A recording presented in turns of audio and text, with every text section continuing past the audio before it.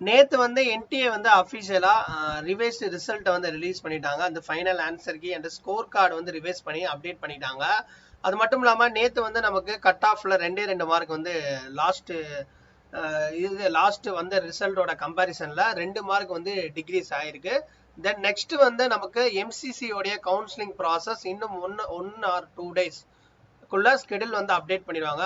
அதாவது இன்னும் 1 நாள்ல 2 நாளுக்குள்ள கவுன்சிலிங் எப்போ நடக்கும் அப்படின்ற டேட்டு நமக்கு அனௌன்ஸ்மெண்ட் கொடுத்துருவாங்க. கவுன்சிலிங் பொறுத்தவரையும் ஆகஸ்ட்ல கண்டிப்பா நடத்துறதுக்கான சான்சஸ் நிறைய இருக்கு. ஆல்ரெடி அவங்க ஸ்கெடியூல் பண்ணி வச்சுட்டாங்க. ஏன்னா சீட் மேட்ரிக்ஸ் எல்லாம் ஃபைனல் ஆயிருச்சு.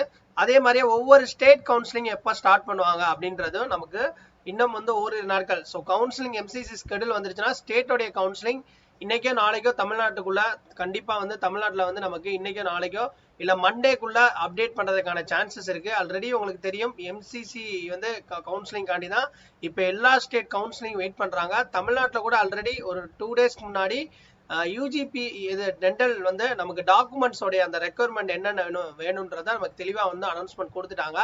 ஸோ இன்னைக்கு நாளைக்கு அல்லது மண்டேக்குள்ள கவுன்சிலிங் உடைய அப்டேட் வந்து நமக்கு அதாவது எம்சிசி ஸ்கெடியூல வந்து அப்டேட் பண்ணிடுவாங்க. ரெடியா இருங்க நீட் ஆஸ்பிரன்ட்ஸ் அண்ட் பேரண்ட்ஸ். ஸோ தொடர்ந்து நம்ம சேனல் ஃபாலோ பண்ணுங்க. அடுத்து வந்து நம்ம சேனல்ல நேத்து ரிசல்ட் வந்து அனலைஸ் பண்ணி மறுபடியும் வந்து ஒரு எக்ஸ்பெக்டட் கட் ஆஃப் எவ்வளவு வரும் அப்படின்றத நம்ம இன்னைக்கு அப்டேட் பண்ணுவோம். ஸோ தொடர்ந்து சப்போர்ட் பண்ணுங்க. தேங்க்ஸ் ஃபார் வாட்சிங்.